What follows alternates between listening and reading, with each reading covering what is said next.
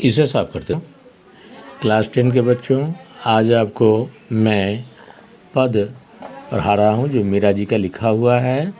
तो देखिए, मीरा जी के संदर्भ में आप लोग जानते हैं कि ये भगवान कृष्ण की बहुत बड़े पुजारी थी और भगवान कृष्ण को इन्होंने अपना आराध्य मानकर सारा जीवन उन पर न्यौछावर कर दिया। इसके पीछे बहुत बड़ा कहानी है, तो उस कहानी में अभी पहले नहीं जाना है। इस कविता के माध्यम से आपको मैं कुछ बता देता हूँ, क्योंकि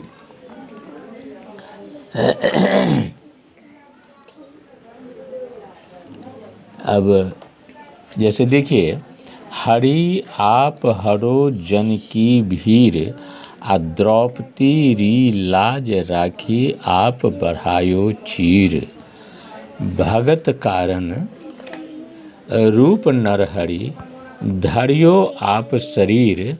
आ बूढ़े बूढ़ तो गजराज साख्यो राख्यो, आ काटी कुंजर पीर।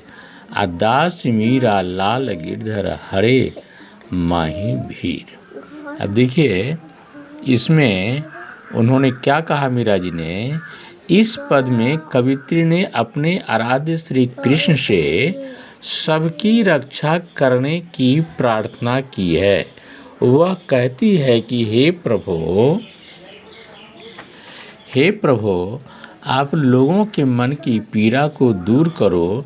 जब दुशासन ने मेरी भरी सभा में द्रौपदी का चीर हरण करना चाहा, तब आपने वस्त्र बढ़ाकर उनकी रक्षा की। आपने भक्त प्रहलाद की रक्षा करने के लिए नरसिंह का रूप धारण कर लिया और उसके प्राणों की रक्षा की। आपने डूबते गजराज को बचाया था। हाथी का कष्ट दूर करने के लिए मगरमच्छ को मारा था। मीराबाई तो गिरधर की दासी है, इसीलिए उनकी पीड़ा को दूर कीजिए प्रभु। मीरा अपने जीवन की सबसे बड़ी कामना भगवान की भक्ति में लीन होना बताती है। अब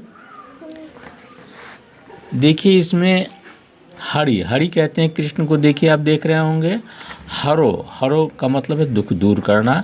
जन कहते हैं सेवक को। भीर है पीरा। लाज राखो यानी इज्जत बचाना। बढ़ाए। चीर कहते हैं वस्त्र को।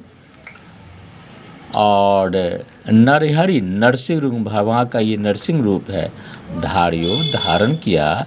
और बूढ़ तो डूबता हुआ। गजराज कहते हैं हाथी को राख्यो रक्षा की। और काटी कुंजर पीर यानी हाथी को पीड़ा से मुक्त किया। लाल गिरधर श्री कृष्ण, महारी यानी हमारी और मेरी। तो मीरा जी भगवान कृष्ण के प्रति अपनी अंदर की भावना को प्रस्तुत कर उनमें समर्पण की भावना उनसे जन जन का दुख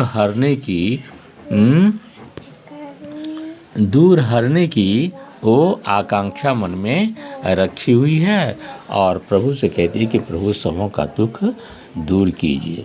आगे देखिए, श्याम माने चाकर राखो जी, गिरधारी लाला माने चाकर राखो जी। चाकर रहस्यों बाग लगास्यों, नित उठ दर्शन पास्यों।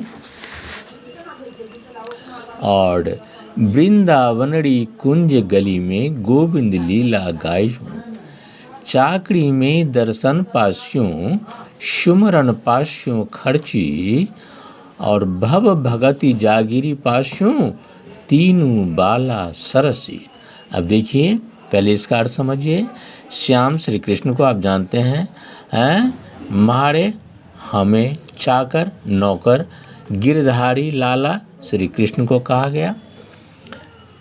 नित्य रोज दर्शन पाना। वृंदावन आप जानते हैं, कुंज लताओं की परिपूर्ण गली, सकड़ी गली को कुंज कहते हैं। लीला यानी विविध रूप, सुमिरन यानी स्मरण। और बातें सरस ही पूरी हुई। अब देखिए इसमें मीरा जी ने क्या कहा है। तो मीरा श्री कृष्ण की चाकरी करने की इच्छा प्रकट करते हुए कहती हैं कि हे कृष्ण, मुझे अपनी दासी बना लो। गिरधारी लाल, तुम मुझे अपने दासी बना लो। मैं दासी बनकर तुम्हारे लिए बगीचे लगाऊंगी। इसमें से प्रतिदिन सुबह उठते ही तुम्हारी दर्शन पा सकूंगी। मैं वृंदावन के कुंज गलियों में श्री कृष्ण की लीला का गुणगान कर सकूंगी। चाकरी करते हुए दर्शन का अवसर मिलेगा।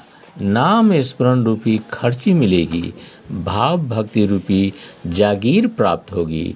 इस प्रकार तीनों बातें पूरी हो जाएगी। आपने देखा कि मीरा जी ने भगवान कृष्ण के अंदर की भावना को झकझोरते हुए उसमें प्रवेश कर उनके मन को टटोलना चाहती है और उसके भावना को उनके सामने प्रकट कर उनसे आशीर्वाद लेना चाहती है।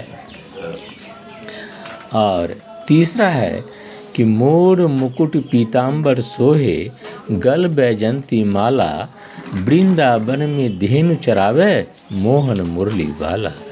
ऊंचा ऊंचा महल बनावे, बिच बिच राखू बाड़ी, और सावरियारा दर्शन पास्यूं, अपहर कुसुम्बी साड़ी। आई रात प्रभु दर्शन दीजो, जमुना जी के तीर, अमीरा रा प्रभु गिरधर नागर, हिवरो घनो अधीरो। बहुत आनंद देने वाला ये श्लोक है। अब इसको देखिए। मोर मुकुट यानी मोर पंखों से बना हुआ मुकुट, पीताम्बर, पीताम्बर कहा गया है पीला वस्त्र धारण करने वाले को, सोहे यानी सुशोभित होना, गले में, बैजंती माला एक प्रकार का फूल है, धेनु कहते हैं गाय को, और बनाऊं वाड़ी फुलवाड़ी, और सवारियाँ यानी श्यामला कृष्ण पर पहनकर, कुसुम्बी कहते हैं लाल रंग का फूल है कुसुम्बी।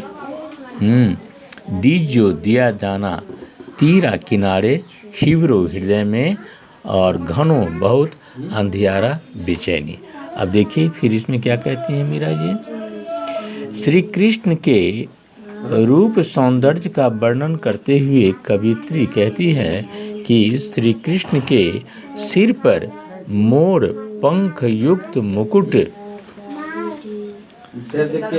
है, गले में बैजंती माला है, वे वृंदावन में गौ चराते हैं और मनमोहनी मुरली बजाते हैं। मीरा ऊंचे ऊंचे महल बनाकर उसमें खिड़कियां बनवाना चाहती है ताकि उन्हें श्री कृष्ण के दर्शन प्राप्त हो सके। वे लाल रंग की साड़ी पहनकर सांवले प्रभु के दर्शन पाने की इच्छा व्यक्त करती है। वे श्री कृष्ण से प्रार्थना करती है कि हे प्रभु, तुम आधी रात के समय मुझे यमुना जी के किनारे दर्शन देने आना। हे गिरधर, मेरा मन आपसे मिलने के लिए अत्यंत व्याकुल है। आप मुझे ईश्वर दर्शन अवश्य दीजिए। इसमें आप अनुभव कर रहे होंगे कि मीरा जी भगवान कृष्ण के प्रति पूरे समर्पित हो चुकी हैं। अच्छा देखिए, इन क्या कहते हैं पद्य में आपने पढ़ा, मीरा जी के अंदर की भावना पढ़ी है, उसका सारांश क्या है, भावार्थ क्या है, ये भी आप जान लीजिए। तो आप देखिए, आप देख रहे होंगे इसमें साफ साफ